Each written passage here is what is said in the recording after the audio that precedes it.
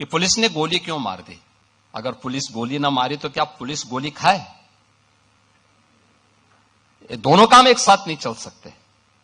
उत्तर प्रदेश आज जिस दिशा में आगे बढ़ा है, यहां पे अभी हमारे डिप्टी सीएम भी बता रहे थे, हम लोग जब आए थे हमारे पास निजी क्षेत्र के मेडिकल कॉलेज ज्यादा थे, गवर्नमेंट के कम थे। हॉस्पिटल्स की स्थिति बहुत खराब थी, बहुत दयनीय स्थितियां थी। और हम लोग तो उन परिस्थितियों से जूझे हैं, देखे हैं। लोग मरते थे, कोई पूछने वाला नहीं था। बीमारी से लोग तड़पते थे और समाचार पत्रों में, मीडिया में आता था, अज्ञात बीमारी से इतने लोग मर गए। बीमारी अज्ञात, आज के समय में भी अज्ञात थी। मुझे एक जनप्रतिनिधि के रूप में इस लड़ाई को सड़क से लेकर संसद तक लड़नी पड़ती थी। लंबी लड़ाई को हम लोग लड़े। और आज मैं कह सकता हूं कि पूर्वी उत्तर प्रदेश में और उत्तर प्रदेश के 38 जनपदों में इंसेफ्लाइटिस जैसी बीमारी को हम लोगों ने आज पूरी तरह समाप्त कर दिया है, पूरी तरह समाप्त किया है। यानी ये सरकार की नीयत साफ है, उसकी नीतियां हैं।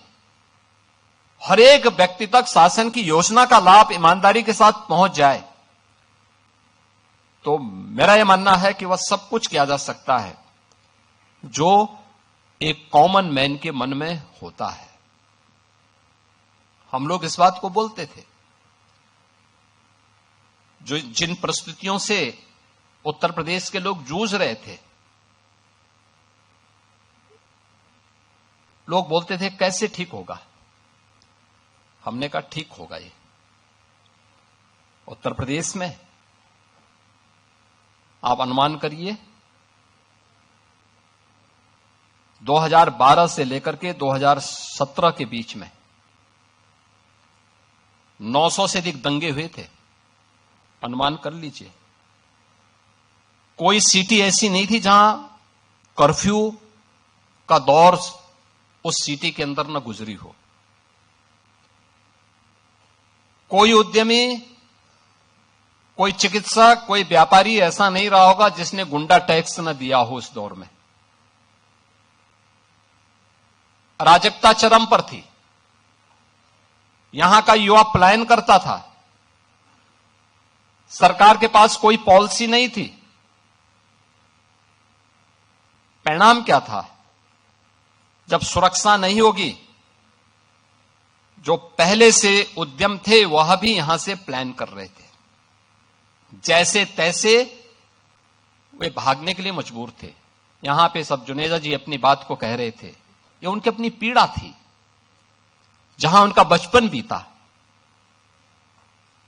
उस धरती को छोड़ना उनके लिए अत्यंत कठिन रहा होगा, लेकिन उनकी मजबूरी थी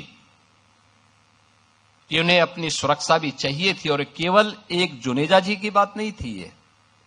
ये उत्तर प्रदेश के हर उद्यमी की, हर व्यापारी की, हर उस व्यक्ति की पीड़ा है जिसने उस दौर को देखा है। 2003 से लेकर के 2017 के बीच के उस दौर को देखा है, जब व्यापक कर्फ्यू में अपहरण के लिए यहां पर अपहरण होते थे, फिरौती वसूली करने के लिए।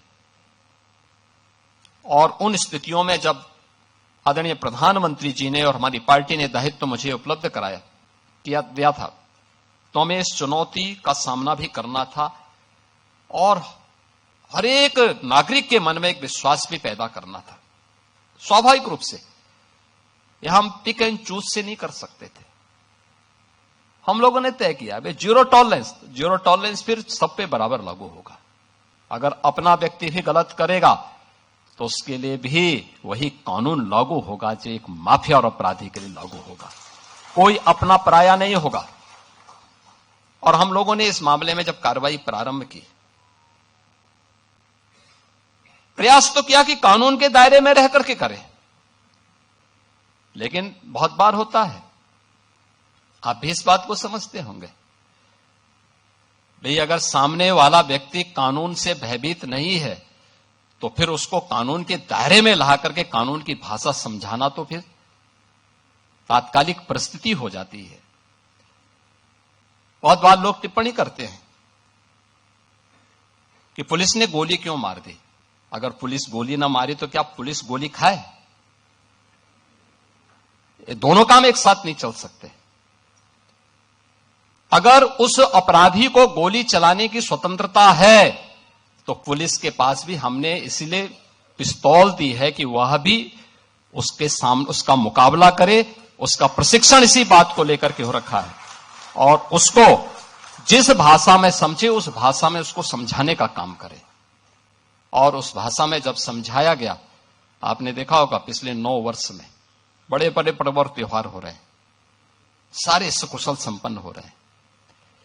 कहीं कोई शांति भंग की बात नहीं करता है, कहीं कोई अराजकता की बात नहीं करता है, कहीं कोई फिरौती की बात नहीं करता है, कहीं कोई दंगा नहीं है, कोई फसाद नहीं है, कोई गुंडा टैक्स नहीं है। आज कहीं भी इस प्रकार की स्थिति नहीं है और उत्तर प्रदेश निवेश के एक बेहतरीन गंतव्य के रूप में अपने आप को स्थापित किया है।